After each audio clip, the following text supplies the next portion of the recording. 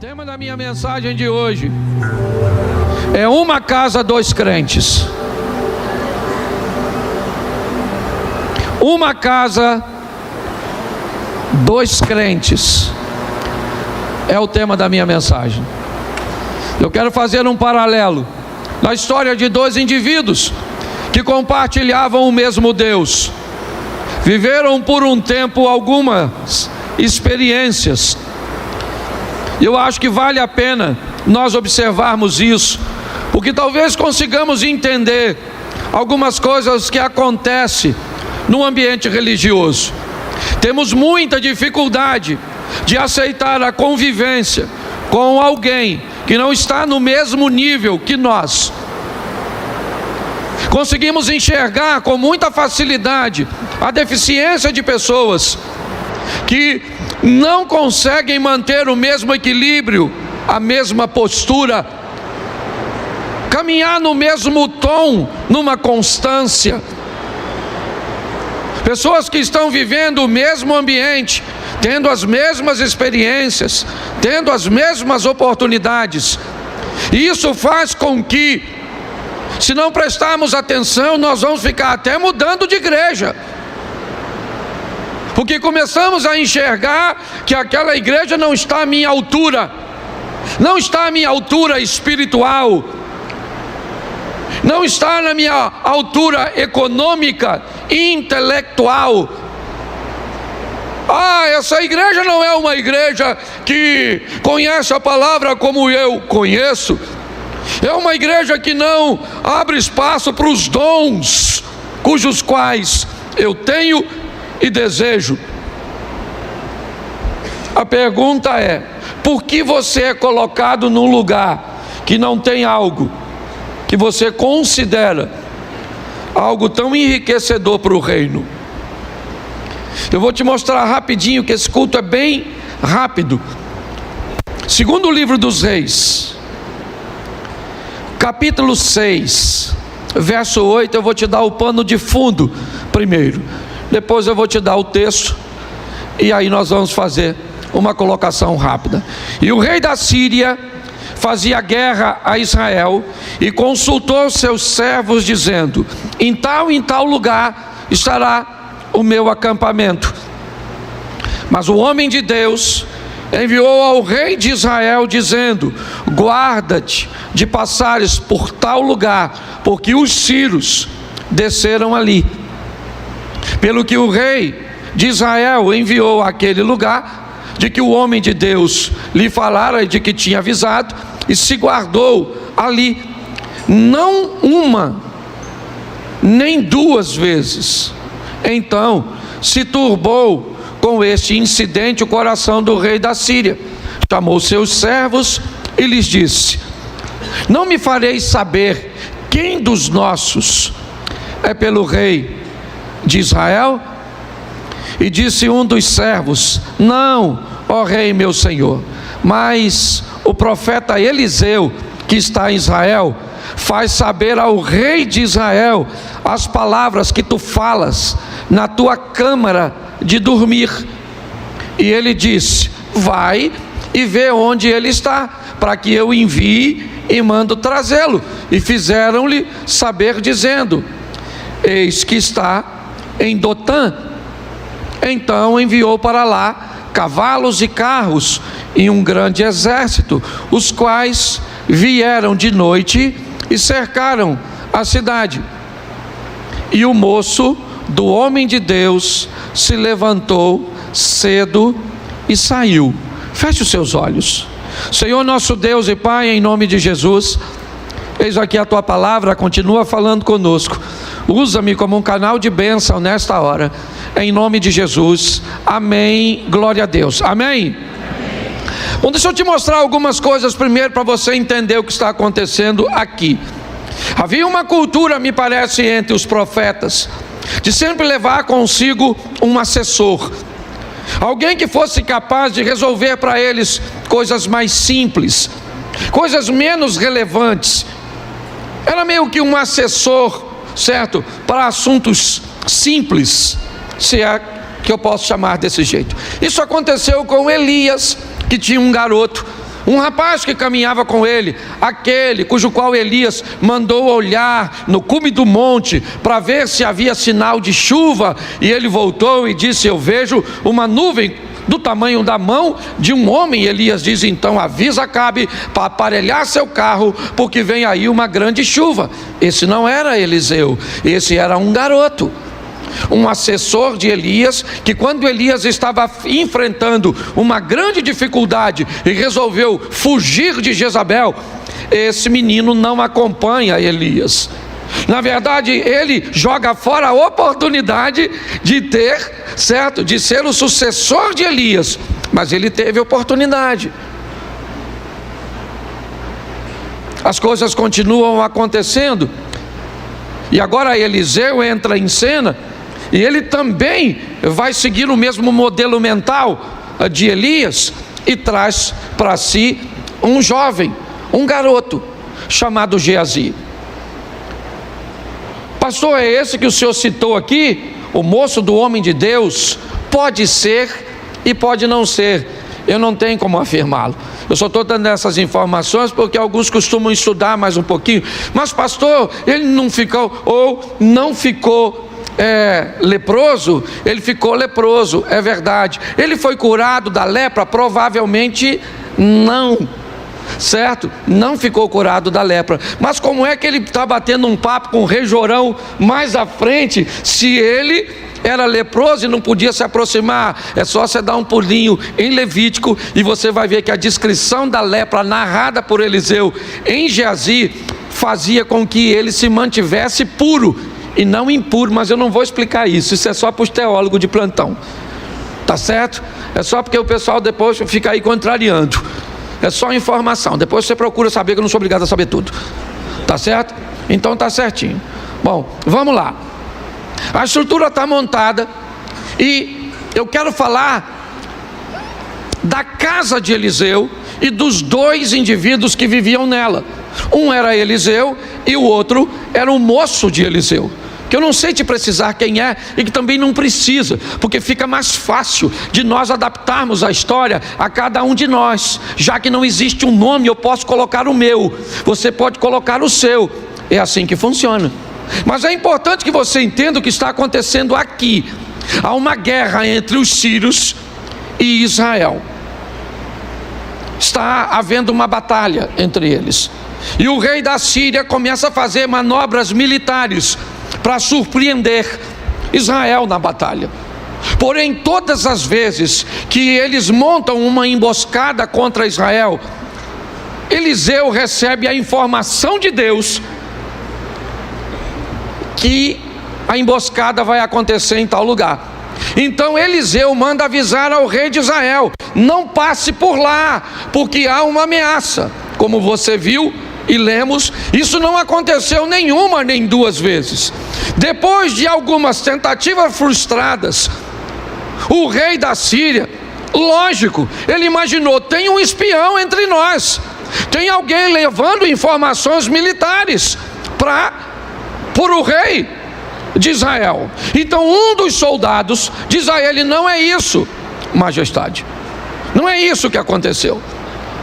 Lá no meio do povo de Deus tem um cara, tem um profeta, tem um homem que tudo aquilo que o Senhor planeja fazer na tua casa, na tua cama, no teu local de dormir, no teu íntimo, aquilo que você não fala para ninguém, Deus fala com ele.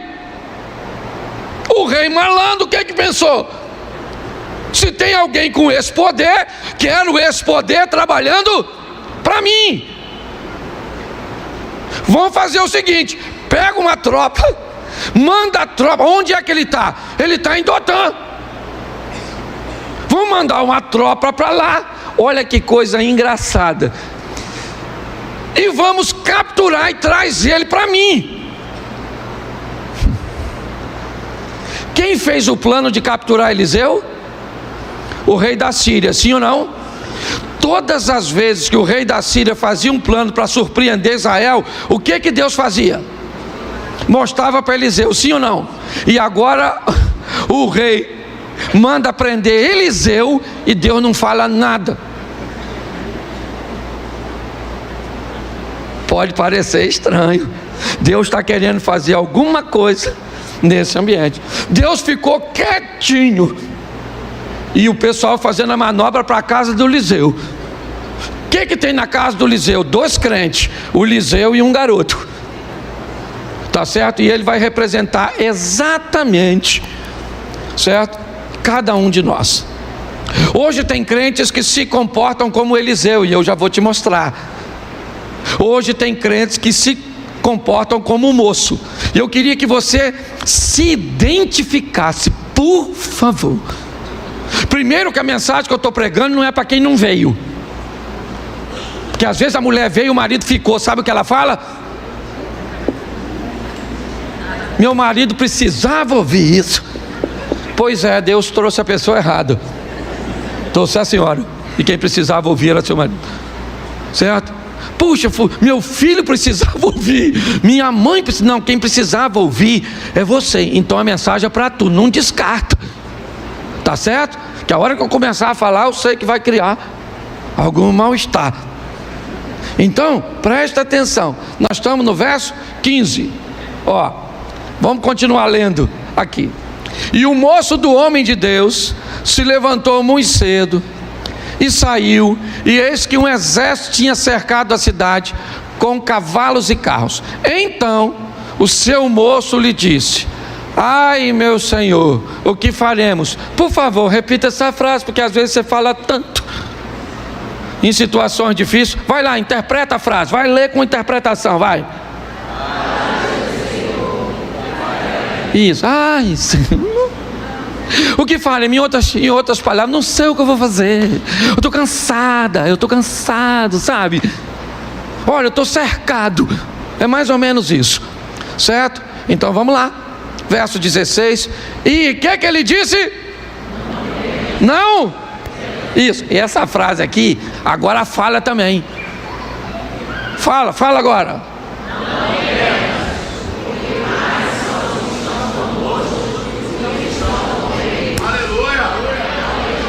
Levanta de manhã, fala a primeira frase para tu. Ah, o que faremos? Quem poderá nos defender? Aí logo depois você fala para você. Não tema, mais numerosos são os que estão do que os que estão, verso 17. Vamos embora, irmão. E orou Eliseu e disse o quê?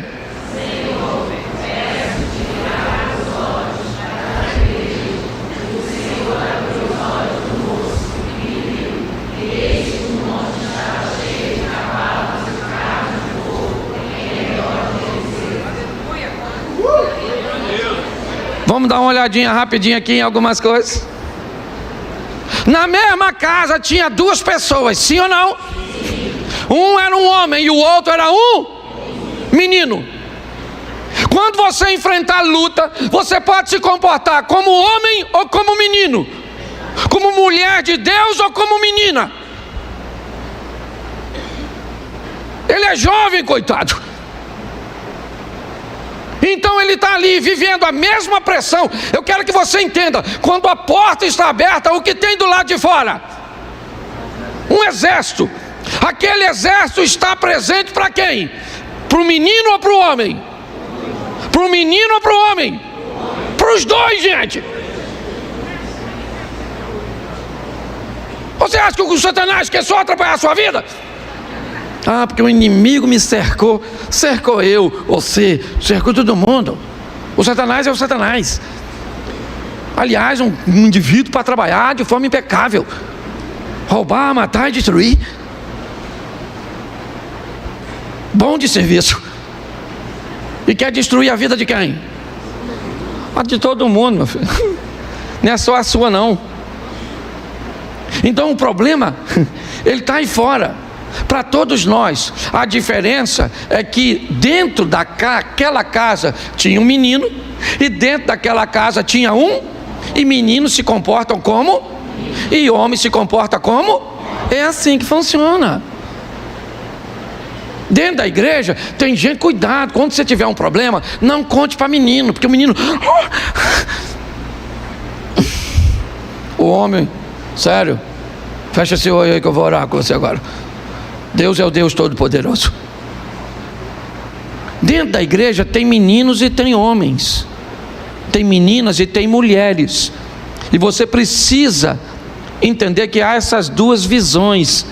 Tem gente na igreja que, se você contar qualquer coisa, vai contar para todo mundo, porque é fofoqueiro, porque ainda é menino, tem comportamento de menino. Tem uns caras que entram na igreja, eles têm 30 e poucos anos, mas eles se acham garoto. Eu vejo, às vezes eu moro, eu vejo os caras passa, o cara tem 30 e poucos anos, 40 e pouco, anda de carrão, passa paquerando as meninas no colégio, 30 e pouco, olhando para as meninas de 12, 13, menino, porque menino tem tudo quanto é canto. Menina, pode olhar, tem umas velhas na igreja, já falei isso aqui, Jeremias veio aqui também e falou isso. É bom quando alguém de fora vem falar, parece umas piriguete, com as roupas que sangue de Jesus tem poder, vai passar essa pele. Ô gente, tem meninos. O que a Bíblia está mostrando é que a casa é a casa de Deus, sim ou não? E nela tem jovens e homens. É assim que funciona. Estava ali diante do exército um menino, e estava ali diante do exército um homem. Naquela casa, não vou me deter muito, naquela casa tinha um cara experiente, e ele era quem? Eliseu. Sim ou não? Eliseu andou com Elias, teve experiências extraordinárias, sim ou não? Sim. Havia experiência, mas naquela casa também havia inexperiência. E nós temos que entender que na igreja tem pessoas experientes. Experiente para ajudar você no seu casamento, experiente para ajudar você nas finanças, experiente para ajudar você na criação de seus filhos, experientes para ajudar você em como orar, em como entender os planos de Deus. Mas nessa casa também tem gente inexperiente, que pode às vezes, com uma boa intenção, te dar um conselho errado, porque não tem experiência. Então tem tipos de crente na igreja, os experientes que podem te ajudar. E outra coisa, encontre as pessoas que são experientes na área que você precisa. Pare de olhar para alguém que é muito experiente numa área e achar que ele é experiente em todas as outras. Tem gente aqui muito bom com dinheiro, mas horrível com casamento. Tem gente excelente com casamento, mas horrível com dinheiro. É bom no casamento, mas com dinheiro, mas que não sabe nada do relacionamento com Deus, porque são áreas diferentes. Enxergar alguém que é uma autoridade numa área não necessariamente faz dele autoridade em todas. É nossa obrigação entender isso. Por quê? Porque se você pega um inexperiente para te ajudar numa área crucial e ele comete algum erro, você acaba julgando a igreja inteira. Talvez por isso hoje você esteja aqui, porque de alguma forma acabou lidando com um pastor inexperiente, que não soube lidar com grana, que não soube lidar com sexualidade, que não soube lidar com gestão ou qualquer outra coisa. Então é importante que você saiba, aqui é a casa de Deus, e na casa de Deus tem homens e mulheres, mas na casa de Deus também tem meninos e meninas, que não sabem guardar segredo, que não sabem se vestir direito, que fazem brincadeiras que não devem, que brincam com coisas sérias, porque são meninos, apesar da idade, gente. Envelhecer não faz ninguém amadurecer. Quando fica velho melhora. Não, tem tanto velho bobo e tanto jovem sábio, porque amadurecer não tem a ver com idade. Experiência, tem gente experiente aqui, que se eu preciso de alguma coisa, eu falo com a pessoa. Eu olho para aquela pessoa e vejo no que ela pode me ajudar, a experiência que ela tem naquele tipo de negócio, naquelas coisas. Às vezes eu preciso comprar, eu preciso vender, eu preciso fazer alguma coisa. Eu não peço a informação a qualquer um. Preciso construir alguma coisa. Eu vou em alguém que eu sei que tem experiência naquilo. É assim que funciona. Às vezes, nem sempre as coisas dão certo para mim. Há um tempo atrás, eu fui fazer um investimento e escutei uma pessoa errada, de pouca experiência. Conclusão: eu perdi, na época, R$150 mil. E qual foi meu erro? Meu erro foi escutar a voz de alguém que não tinha experiência. Então é assim que funciona. Naquela casa tinha também um servo e um senhor. Isso é muito sério. Naquela casa, um era autoridade sobre o outro. Uma autoridade, primeiro, estabelecida por Deus. Segundo, estabelecida pelo comportamento e por uma autoridade conquistada. O Senhor era o homem, era a experiência. Isso não significa que o jovem inexperiente amanhã não pudesse ser um senhor, mas não era um tempo dele se tornar o senhor. Então nós precisamos entender isso. Todas as vezes que não reconhecemos a autoridade de quem tem, ou todas as vezes que promovemos um servo a senhor, porque às vezes acontece isso. Você chega na igreja e não consegue identificar quem é servo e quem é senhor. Então você pega um servo e promove esse servo a seu senhor. Aí pode acontecer com você o que a Bíblia diz: um cego guiando o outro, os dois acabam caindo no buraco. Qual é o problema de tudo isso, queridos? É a reputação da instituição. Isso prejudicaria basicamente só você, se não soubesse avaliar? Aparentemente sim, mas não é verdade. Isso coloca em jogo a reputação de toda a instituição. Por isso que para nós é importante que você seja um vencedor. Para nós é importante que você progrida, que você cresça. Você pode chegar aqui como um jovem, sim. Você pode chegar aqui com inexperiência, não tem problema nenhum. Você pode chegar aqui como servo, não tem problema nenhum. Mas nós queremos que você se torne uma mulher e um homem de Deus. Nós queremos que você viva suas experiências para viver com Deus o extraordinário. Nós queremos que, mesmo que talvez não seja aqui, mas certo, ou no âmbito religioso da igreja, mas você se torne um senhor do seu lar, senhor dos seus amigos, um ambiente onde você se torne uma referência para que os outros, certo, enxerguem isso. A casa de Deus tem servos, a casa de Deus tem senhor. Identifique isso e, por favor, não promova a senhores os servos, porque inevitavelmente a maioria de nós estamos em busca de crescimento. Então todos querem autoridade, todos querem notoriedade, e não tem problema nenhum nisso. Isso é um sentimento extremamente legítimo, desde que aconteça de uma forma madura. Preste atenção nesse texto. Agora aqui, volta um pouquinho, porque eu quero te mostrar. Volta para o 15, que aí eu pego do 15 para frente. O moço do homem de Deus se levantou muito cedo e saiu, e eis que um exército tinha cercado a cidade com cavalos e carros. Então o moço lhe disse o quê? E o que? Nessa casa tem medo. Tem alguém que está com medo. Ele viu alguma coisa extremamente ameaçadora. Ele é um garoto, ele é jovem, ele é inexperiente, ele é o servo. Ele ainda está em fase de formação.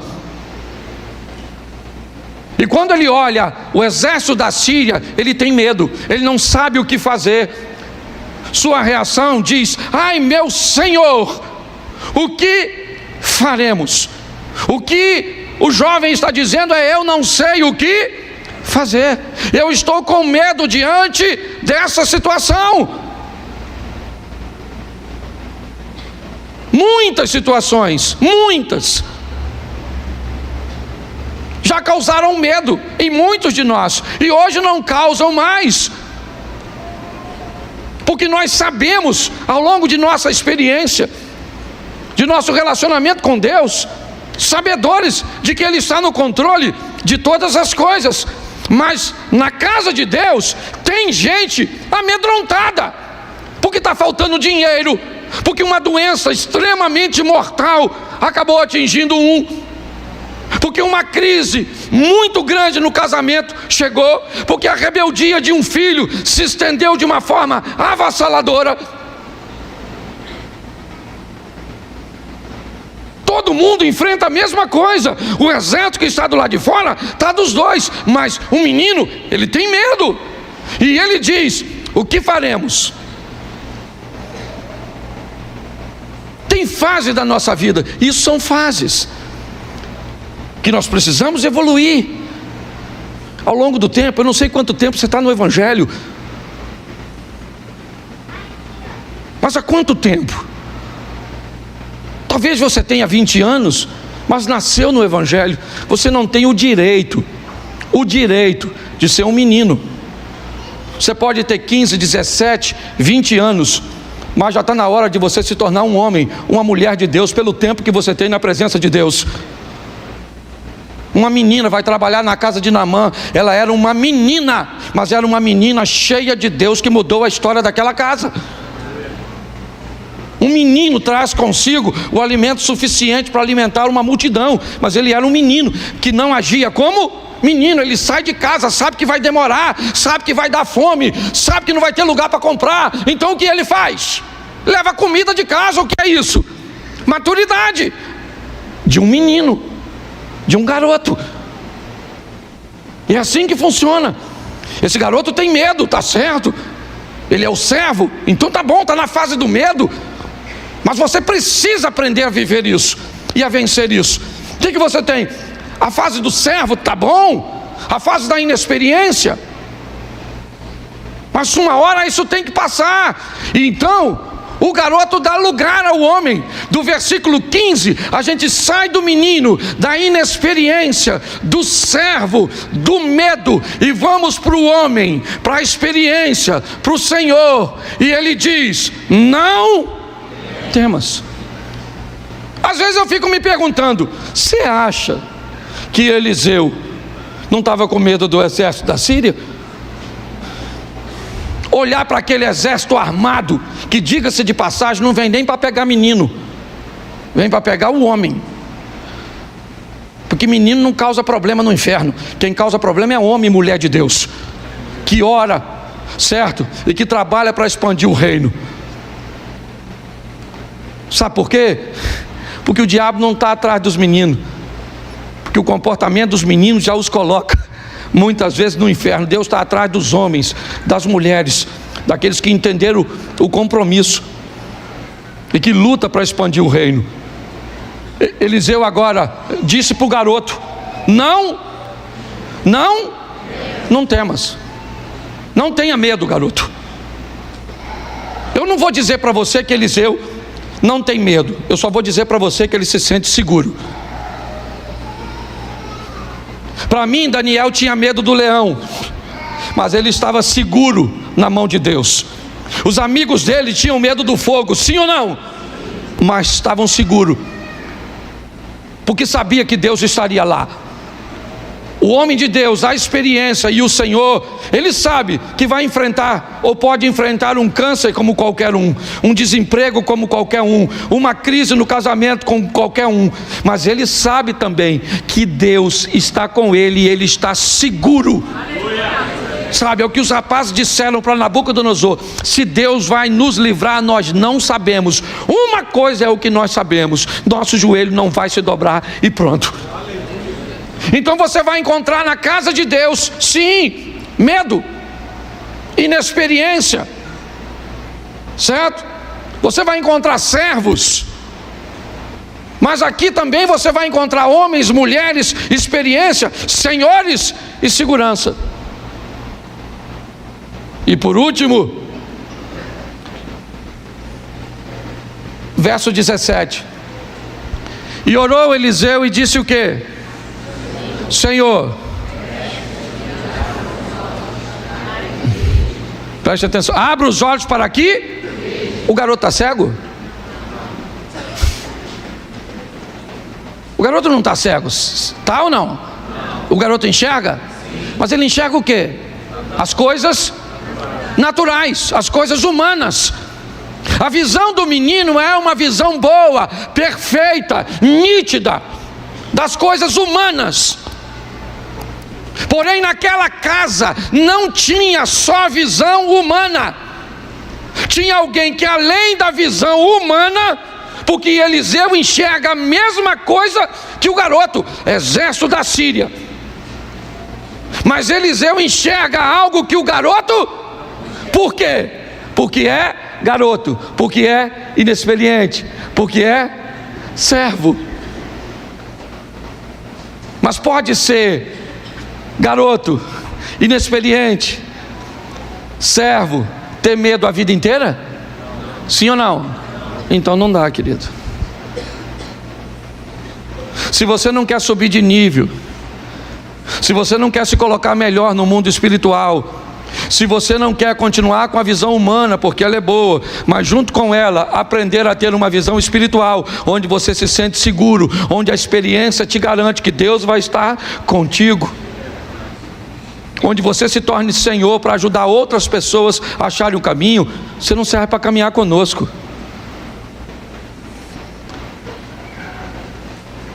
Nós estamos querendo colocar as pessoas num trilho onde não dá. É como uma linha de produção, ok? Não dá para parar. Se ela parar, quem vem atrás embola com quem parou. É isso que nós estamos querendo.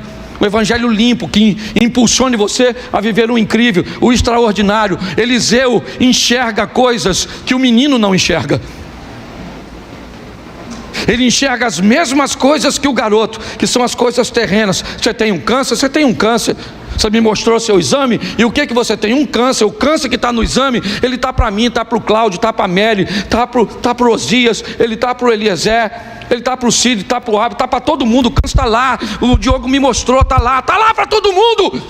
Mas aquela é uma visão humana, porque uma visão espiritual nos mostra que há um Deus cujo qual nós servimos, que pode fazer com o câncer o que toda a medicina atual não consegue fazer.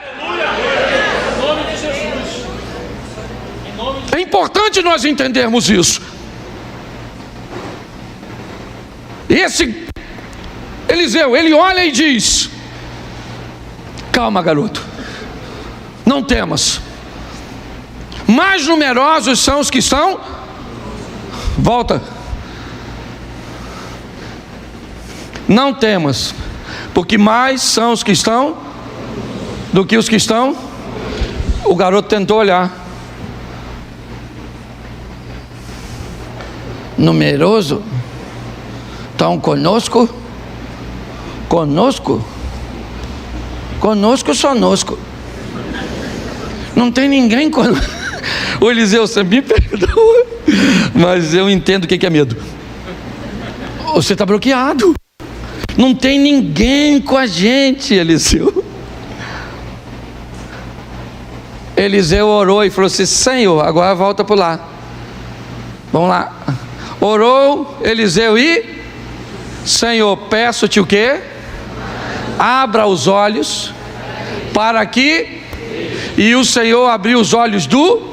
E quando o moço enxerga o que o homem de Deus enxerga, ele deixa de ser moço e vira homem.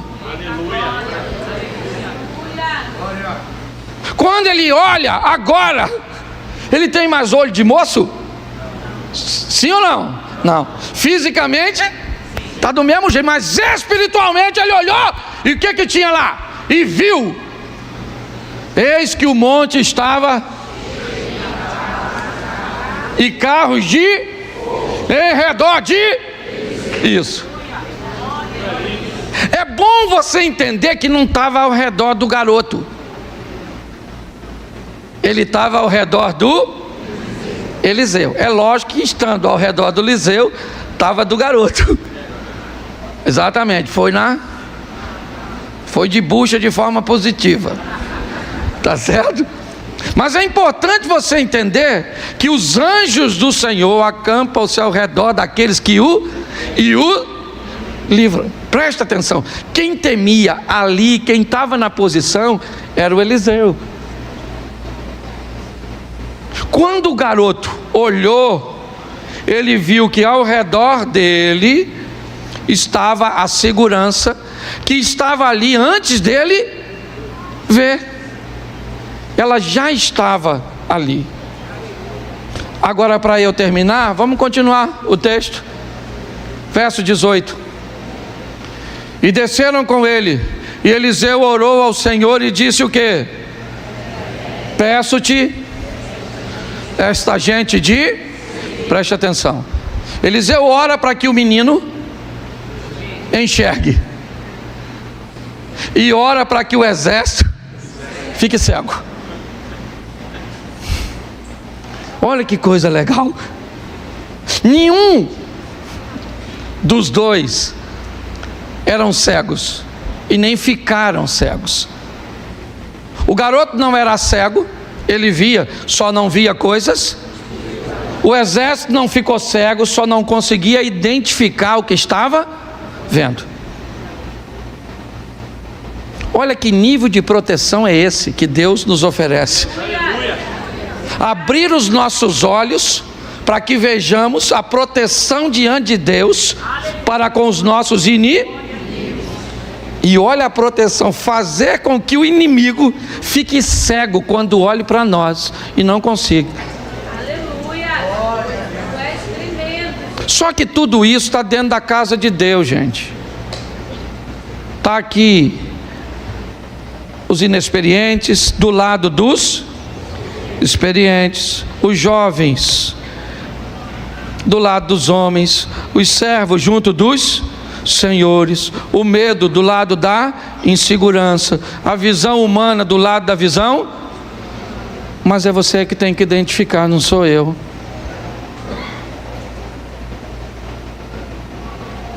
É você que tem que descobrir aqui e identificar, para que você possa se relacionar com as pessoas. É importante que venhamos entender isso. Sabe por quê? Porque senão essa vai ser mais uma igreja por onde você passou. E nós não queremos que essa seja mais uma igreja. Nós queremos que seja a igreja que promoveu você de menino a homem, de inexperiente a experiente, de servo a Senhor, de medo a cego, e que de visão humana a visão, é isso aí.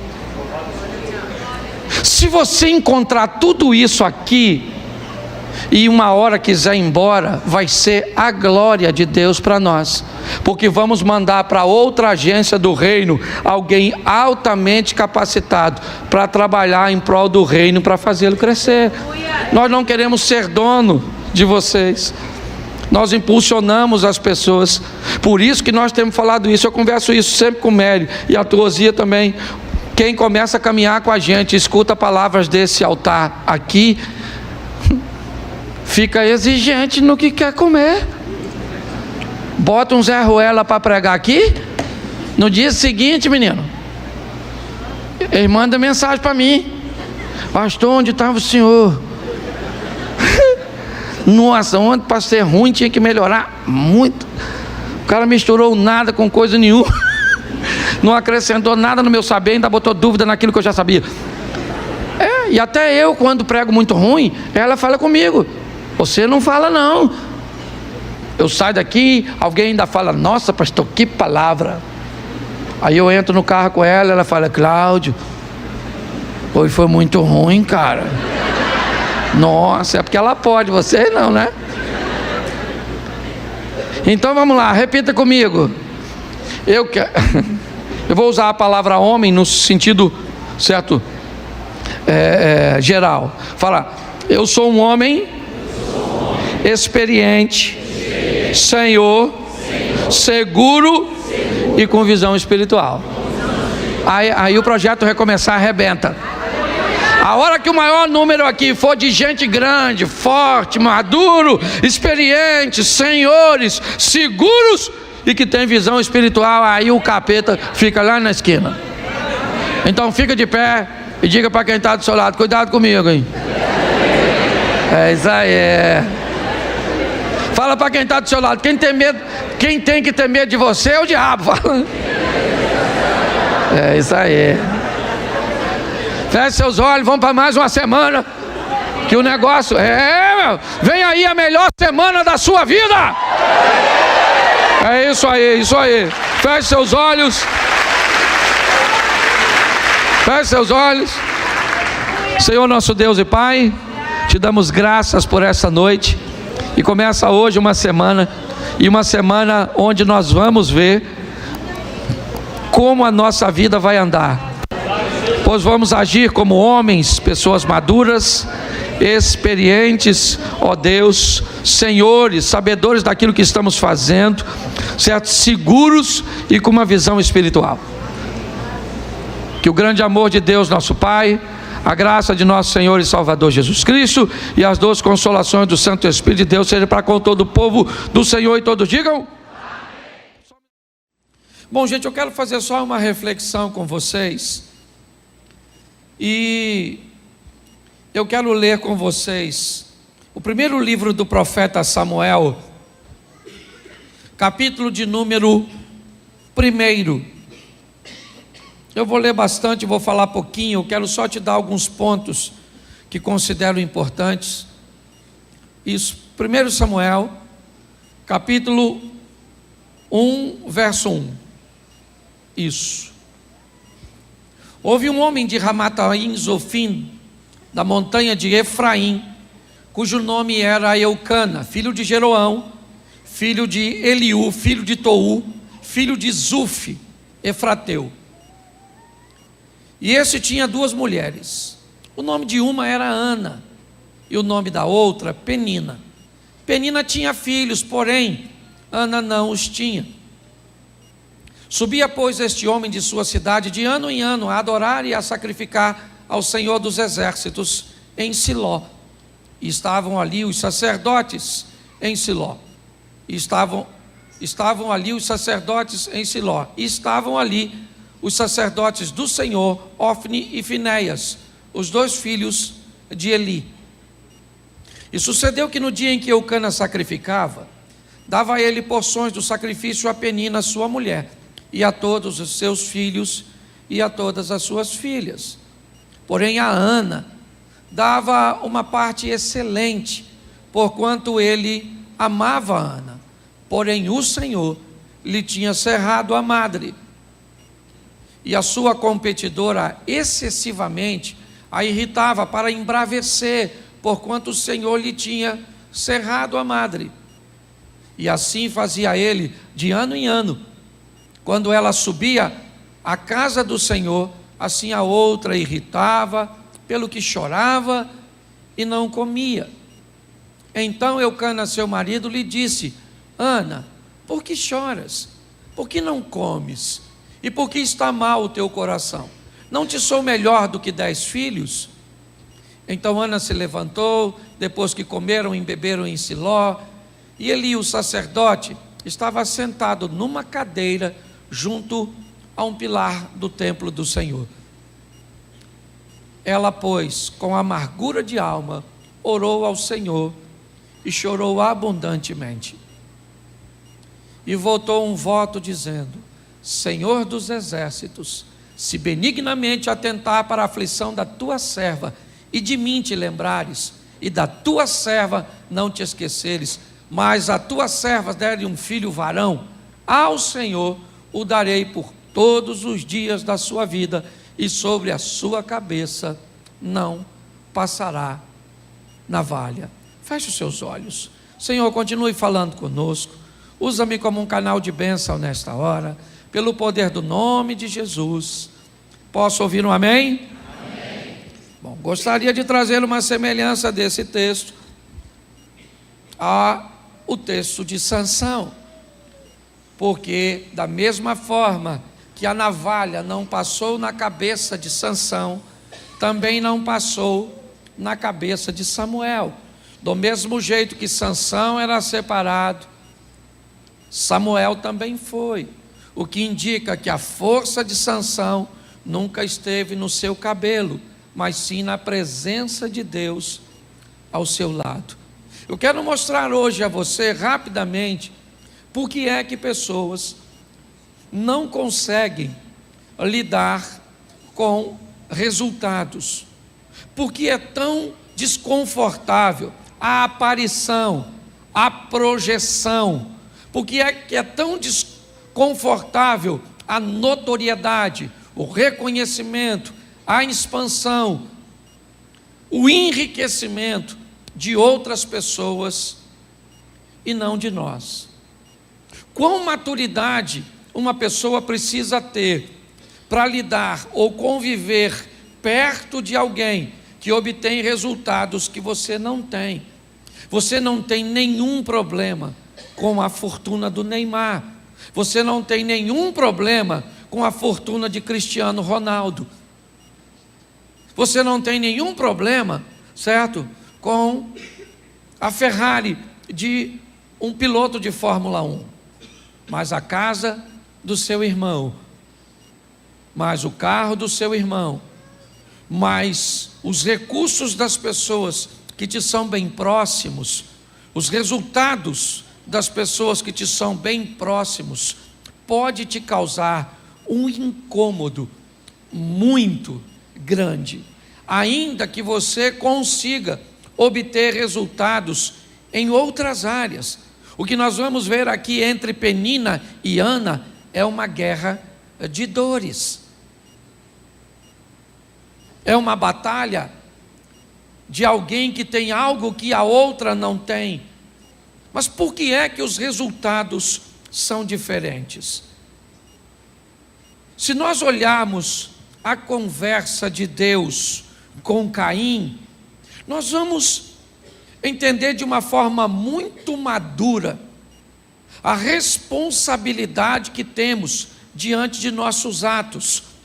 Coloca para mim, por favor, Gênesis 4, 7. Gênesis 4, capítulo 7. Olha o que Deus está dizendo para Caim. Caim, a sua decisão determina seu futuro. Caim, não se preocupe com a profecia. Caim, entenda, o maior profeta da sua vida é você mesmo. Caim, eu posso até falar sobre futuro quando eu quiser. Eu posso até te mostrar o seu futuro. Sim, através de uma palavra profética, de uma revelação. Mas nunca esqueça-se, Caim, que o maior profeta da sua vida é você mesmo. Que ao invés de se preocupar em saber o futuro, preocupe-se em construí-lo. Preocupe-se em tecê-lo. Preocupe-se em tomar decisões cujas quais você seja capaz de prever seu futuro, mediante suas ações. É esse o texto. Está aí, ó. Se bem fizeres, receberá o resultado do que você fez.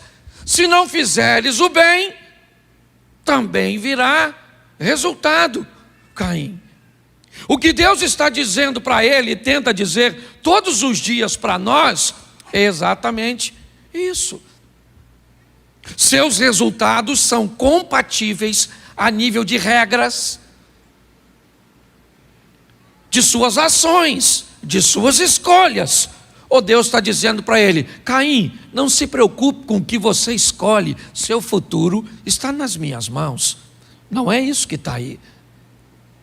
Deus está dizendo para ele, no Gênesis, que suas decisões, Caim, definem o que você vai viver amanhã. E isso determina que o grande profeta do seu casamento é você. O grande profeta da sua vida é você. Não sou contra o ambiente profético que revela o futuro, até porque ele é bíblico, e não é disso. Eu não estou banindo. Eu só tenho descoberto que pessoas que andam atrás de um ambiente profético é porque não conseguem construir um ambiente profético. Aqui nós estamos diante da construção. Se você toma a decisão A, o resultado é X. Se você toma a decisão B, o resultado é Y.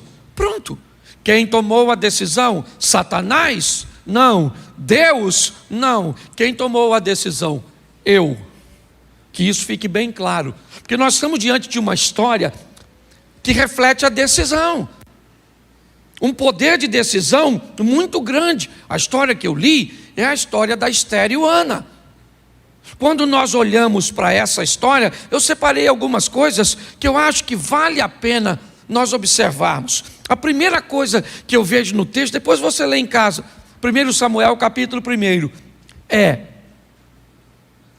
quando tem coisas que você gostaria de ter e não consegue, como você se comporta? Como você se comporta quando você gostaria de ter coisas que outras pessoas têm, mas você não consegue ter? Qual é o seu comportamento? Vamos lá. Adonias quer ser rei, beleza. O que ele precisa para ser rei? Ser filho de um rei.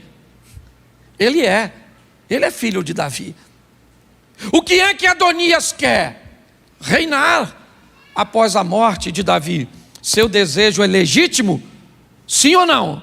Sim. Aliás, ele é um dos filhos que tem a preferência.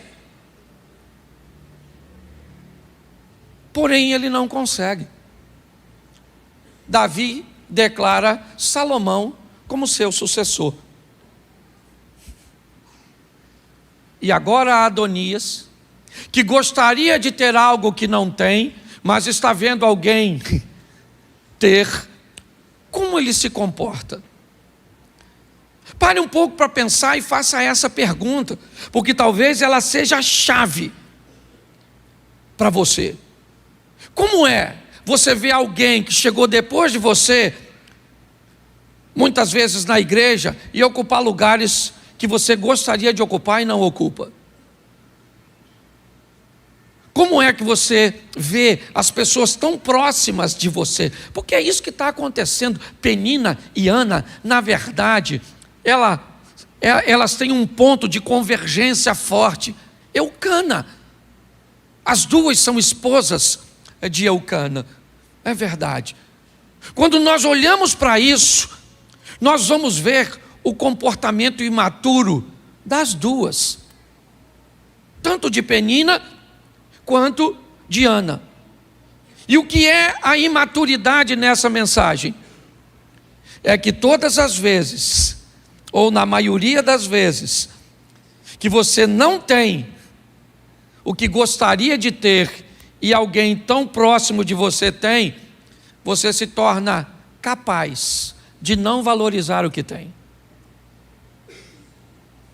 Aquilo que você tem começa a perder valor. Lembra na palavra da oferta, quando você ouviu dizer aqui, que corre o risco de algo tão importante se tornar comum? Pois é. Quando algo tão importante se torna comum, ele corre o risco de se tornar vão. Você não sente mais alegria na casa que você mora, do carro que você tem, do que você come, da roupa que você usa, da igreja que você frequenta, da esposa, do pai, do marido que você tem. Quando você começa a dar mais atenção ao que está acontecendo na vida dos outros, você é capaz de viver num ambiente extremamente ingrato. Por quê? porque você não é capaz mais de valorizar o que tem. É isso que está acontecendo aqui. O que Ana não tem? Filhos. O que Ana tem? O amor de Eucana. O que Penina tem? Filhos. O que Penina não tem? O que Ana quer? O que Penina? E o que Penina quer? O que Ana? Porque as duas querem tudo. E nesse mundo não vai rolar. Se você quer vir para cá, viver nessa terra e quer ter tudo, vai morrer insatisfeito. Então, a mulher é tua, o que deu para arrumar foi isso? Valoriza. Tem mulher melhor? Se falar, morre, né? Esse homem era o melhor homem? Não. Mas foi o que a senhora achou. Esse pai seu é o melhor? Essa mãe sua é melhor? A sua casa é melhor? O seu carro é melhor? Que aprenda uma coisa: pare de valorizar o que você não. Isso. Quando você valoriza o que você não tem e você não valoriza o que tem, você perde o merecimento de ter até o que já tem. E quando isso acontece, é o que eu chamei de guerra das dores. As duas começam a brigar. Para quê, pastor? Para ter o que a outra tem. Por quê? Porque o que o outro tem é melhor.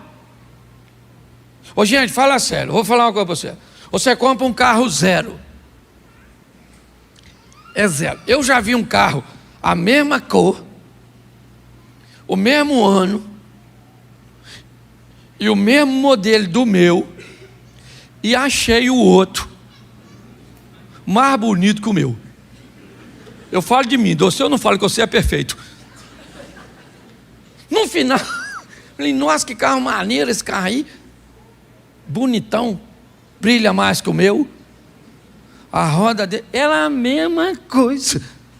Mas quando não é da gente, nós temos o hábito de, eu já me peguei. Isso dá uma dor, não dá? Por isso que a Ana e a Penina ficam, uma perturbando a outra. Uma quer ser amada, a outra quer ter filho. Uma quer ter filho, a outra é amada. Eu quero o que você tem, você tem. Isso aqui é uma batalha muito grande.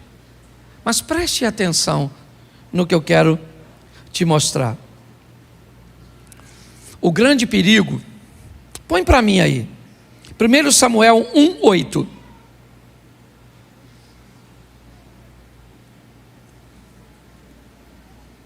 Então Eucana, marido de Ana, lhe disse: Ana, por que choras e por que não? E por que está mal o teu? Não te sou eu melhor do que 10? Nesse momento, Eucana faz uma leitura da vida de Ana. E para Eucana, a vida de Ana é boa ou ruim? Boa ou ruim? Mas para Ana, mas para Eucana, e para Ana, e para Eucana, e para Ana. Porque chega um momento, querido, que se você não prestar atenção, sua vida é melhor para os outros do que para você.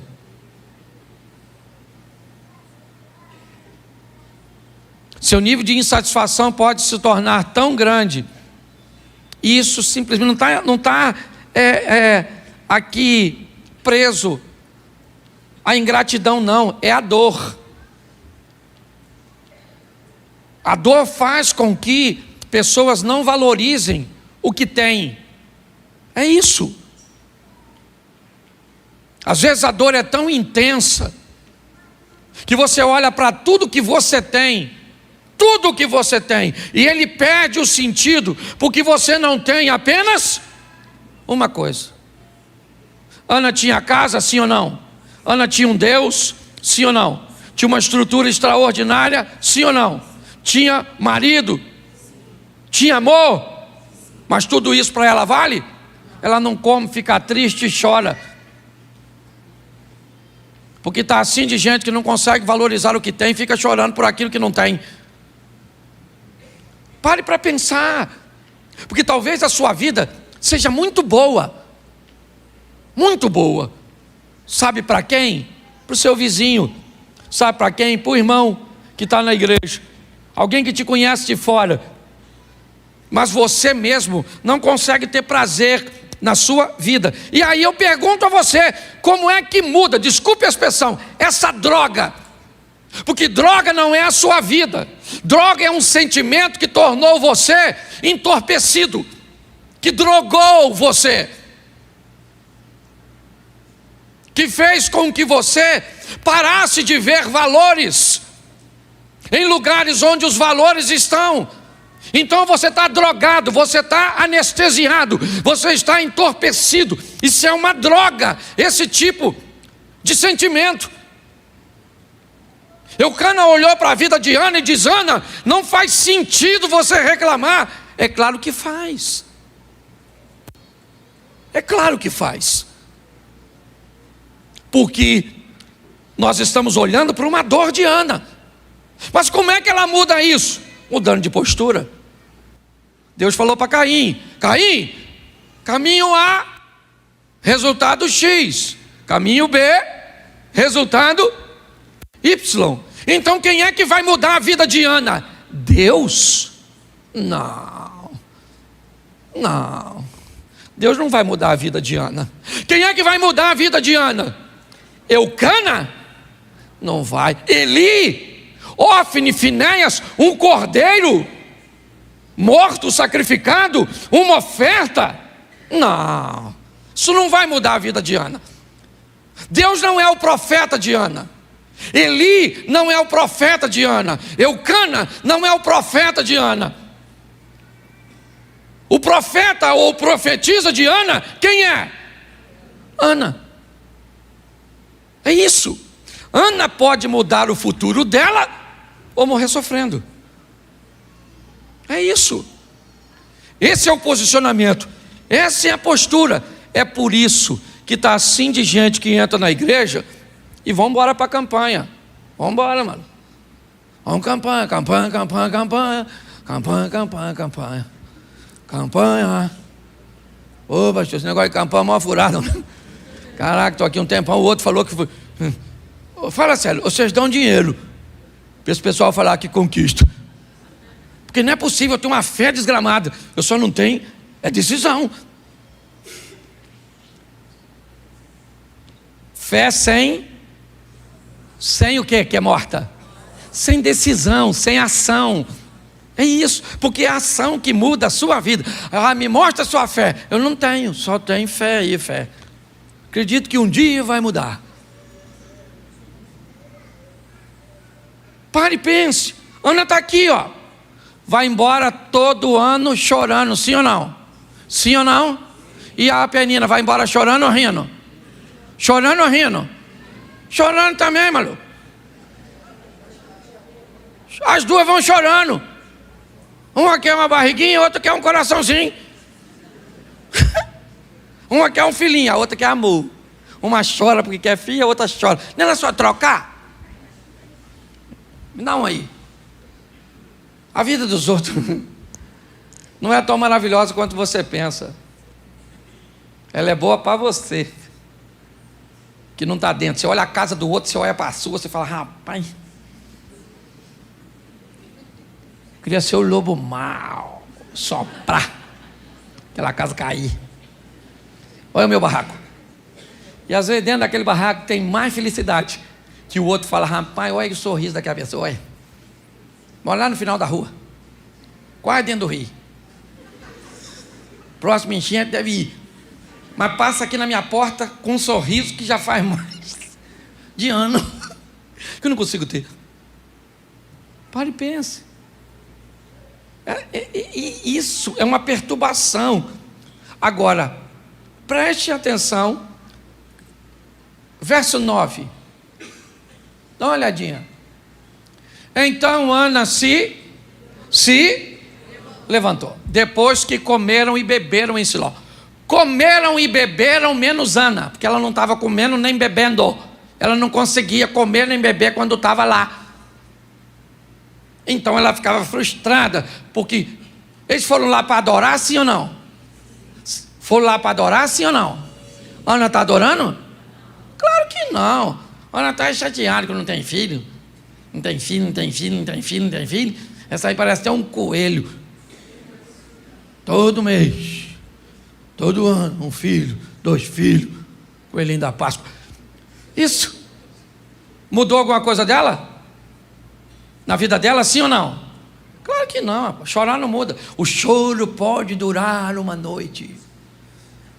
A alegria, chora. Você tem um problema hoje? Nem dorme. Chora até amanhã. Amanhã vai passar. Você tem uma dívida? Chora que ela passa. Amanhã você vai estar alegre. Entendeu? Chora com o marido ruim que amanhã, de manhã, beija ele que virou príncipe, o sapo foi embora. Beija ela, que a vassoura deu lugar à asa. Isso. Não, gente. O que a Bíblia está dizendo sempre são que decisões mudam a sua história, não é choro. O que a Bíblia, quando a Bíblia diz o choro dura uma noite, o que a Bíblia está dizendo é o seguinte: o choro da noite, das coisas ruins, lembra? Do ambiente desagradável, deve causar em cada um de nós um desconforto de tal forma que nós vamos agir, mesmo num período noturno, para trazer um dia melhor. É isso. É uma situação de incômodo te trazendo transformação. É isso. Ana se levanta, isso. Ela tem tudo para ficar prostrada, mas ela se levantou. Olha lá, Ana se levantou depois que comeram e beberam em Siló, e Eli, o sacerdote, estava sentado numa cadeira junto ao pilar do templo do Senhor. Quando? Sempre. Pastor, como é que o senhor sabe que o Eli ficava sentado? Morreu sentado. A cadeira virou para trás e quebrou o pescoço. É bíblico para os teólogos de plantão? Todo ano, quem é que está lá? O Elisão. A Penina falando: tu não tem filho, amadinha? E Ana falando o quê? Sou amada? Não tenho filho, mas sou amada. É amada, mas não tem filho. Tem filho, mas não é amada. Gente, esse dia eu estava num evento com o Fernandinho. Menino, me deu uma inveja que eu queria cantar igual ele. Até tentei. Ele foi cantando e eu também, eu já me imaginei ganhando um pouquinho de peso, tocando um violão. Depois a ficha caiu, disse que não vai rolar. É, Cláudio, para pregar já está ficando difícil, imagina para cantar. Mas é legal você olhar para a vida dos outros. Só que ela não é sua. Chegou o momento em que Ana teve que tomar uma postura. Onde? Onde ela ia sempre. Todos os anos, Ana ia para a igreja, todos os cultos. Deus sempre esteve lá, Penina, Eucana, estava a turminha que sempre esteve, só para mostrar que não depende de ninguém, é só de você. Sua vida pode mudar hoje, pode mudar aqui, pode mudar agora. Hoje pode ser um dia-chave de virada da sua vida e acabou. É assim. Você já ouviu o Sidney falar isso aqui hoje? Deixa eu pegar aqui para adiantar. Verso 11.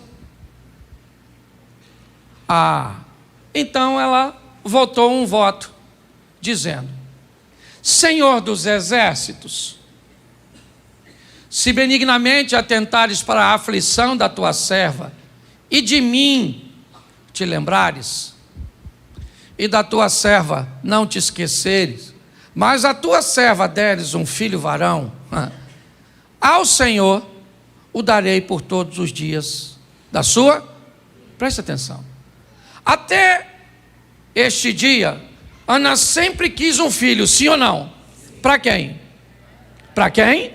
Para livrar ela da vergonha. O que Ana queria era algo para si. Nesse dia ela acordou. Ela disse: Senhor, olha, eu vou falar com o Senhor. Se o Senhor atentar para a minha aflição, beleza. Deus não falou: por que você está aflita? Olha o marido bom que você tem. Não, Eucana não entendia Ana, mas Deus entendia. Deus não está julgando Ana porque ela está reclamando daquilo que não tem e não está valorizando aquilo que tem. Deus não acusou Ana. Deus está esperando Ana dizer: o que é, Ana? O que é, Ana? E ela diz: olha, eu estou cansada de tudo isso, então vamos fazer o seguinte: me dá um filho, não é nem para mim, é para que o teu nome seja glorificado através dele. Se o que você quer só tem a ver com você, a possibilidade de você alcançar é muito pequena. Mas se o que você quer tem a ver com mudar a vida de pessoas, melhorar a vida de pessoas, fazer o reino de Deus ser expandido, você foi para a próxima fase. Quando Ana disse para Deus: o Senhor em primeiro, no princípio criou Deus céus e terra, e não e céus. Céu primeiro, terra depois. Hoje a sociedade atual vive terra primeiro, céu depois. Ana também fez isso. Quando Ana olhou e disse: céu primeiro,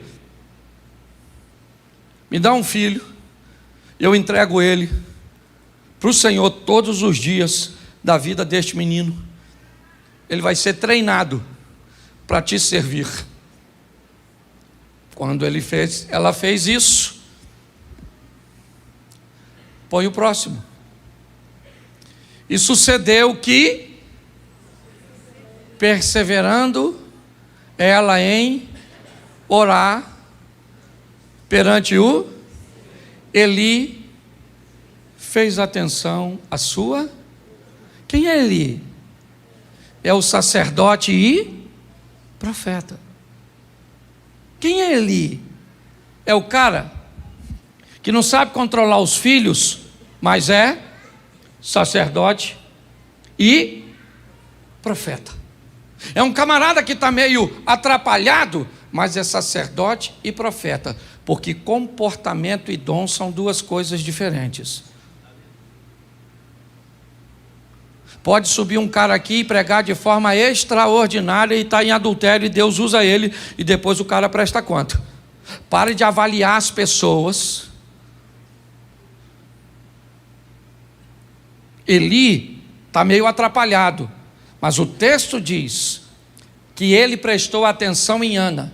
E sabe o que Eli vai falar? O que Deus já decidiu. Pastor, Ana engravidou porque Eli profetizou? Foi isso? Não, Ana engravidou porque ela se posicionou.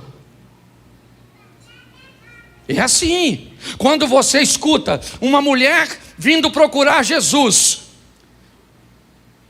e Jesus diz: não posso pegar o pão dos filhos e dar para os cachorros. A mulher diz: sim, Senhor, mas os cachorrinhos comem debaixo da mesa a migalha que cai dos cães. Ela persevera, sim ou não? Como Ana. O que Jesus disse? Você lembra? Quando ela diz: sim, Senhor, mas também os cachorrinhos comem debaixo da mesa. Põe aí. Que texto é, por favor? Me ajude aí. Marcos, é isso?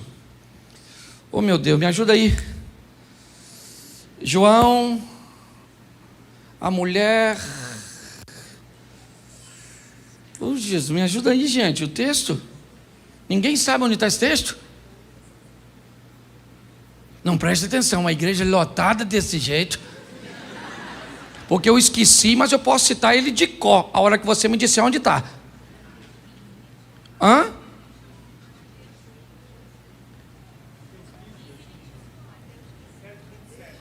O quê? Marcos 7. Marcos. Começa aí o 7:24. Coloca aí pra gente, coloca. Marcos 7:24, só para ajudar a gente aqui. Está no tempo.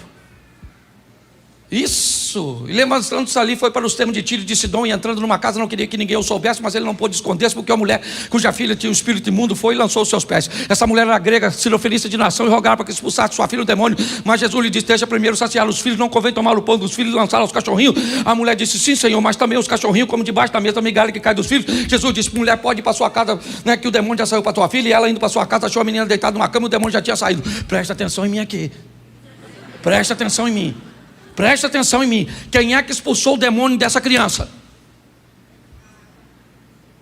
Quem foi? Jesus disse assim: demônio, vai embora agora. Sim ou não? Sim ou não? Não. Quando a mulher falou assim, aí, o cachorro come debaixo da mesa a migalha que cai dos filhos. Eu vim aqui buscar minha bênção, só sai daqui com ela. Eu sei que o senhor está cansado, está a fim de descansar. Furei o bloqueio e só sai daqui com a minha bênção. Jesus falou: pode ir embora, dona. Pode ir embora, que nesse momento que a senhora estava falando tudo isso aí, o demônio já vazou.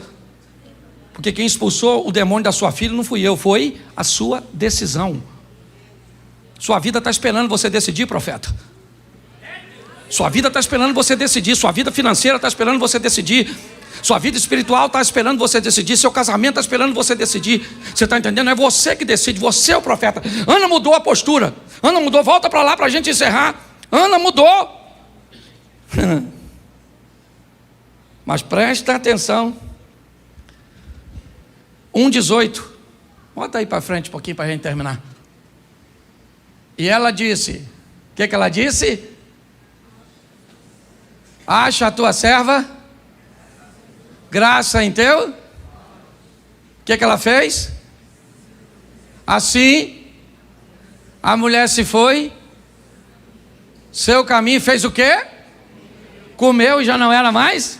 Por quê? Por que ela não comeu? Ela estava comendo antes, mas já comeu? Estava chorando antes, mas está agora? Mas por quê? Ela está grávida? Ela está grávida? Não, ela não está grávida ainda. Ela não está grávida ainda, porque para quem crê, uma palavra é o suficiente. Ela recebeu uma palavra que está sustentada por uma ação dela. É isso que nós precisamos entender, gente.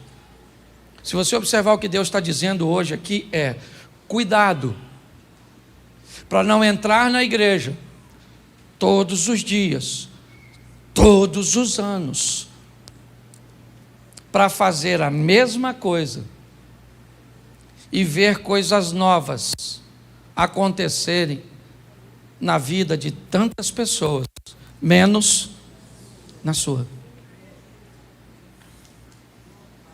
Saia daqui para viver o extraordinário. Faça como Ana. Vire o profeta ou a profetisa da sua vida, com perseverança, com dor.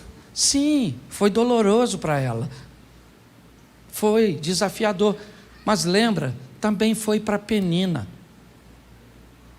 É porque a gente só gosta de pregar sobre Ana, porque ela foi mãe de Samuel.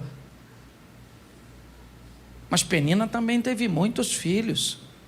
Aí nós vamos falar, porque Samuel foi juiz, sacerdote, profeta. Ah, é? E os filhos de Penina não valeu nada? Cuidado, que se você pensar assim, você começa a achar que quem sobe aqui no altar é melhor do que você. Quem sobe aqui para pregar é melhor que você. Pare de achar que gente que Deus diz que é igual a você é melhor que você, que já você fica frustrado. Eu posso estar em qualquer lugar, vou em lugares pregar. Fui esses dias pregar num evento que tinha milionários, bilionários, e o único durando o kit. Se eu fosse comparar o que tenho com eles. O cara fez uma viagem aqui, eu não sei se está aqui, não vou citar o nome. O cara fez uma viagem, gastou 250 mil numa viagem de 20 dias.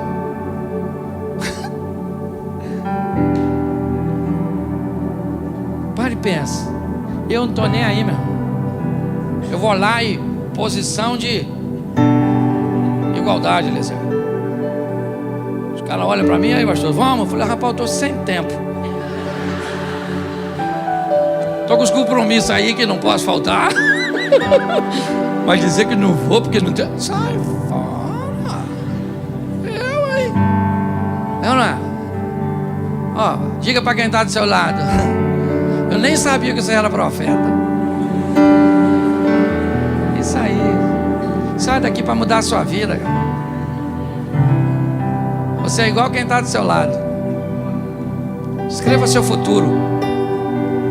E pare de querer adivinhá-lo. Vou ali para uma irmã me revelar o que vai ser amanhã. Não, se a profecia for de Deus, você não precisa ir, que ela vem. Entendeu? É só para você entender. Eu não estou banindo, eu estou trazendo equilíbrio. Tá certo? Você fica de pé. Agora vamos orar? Para acabar, vamos orar para acabar.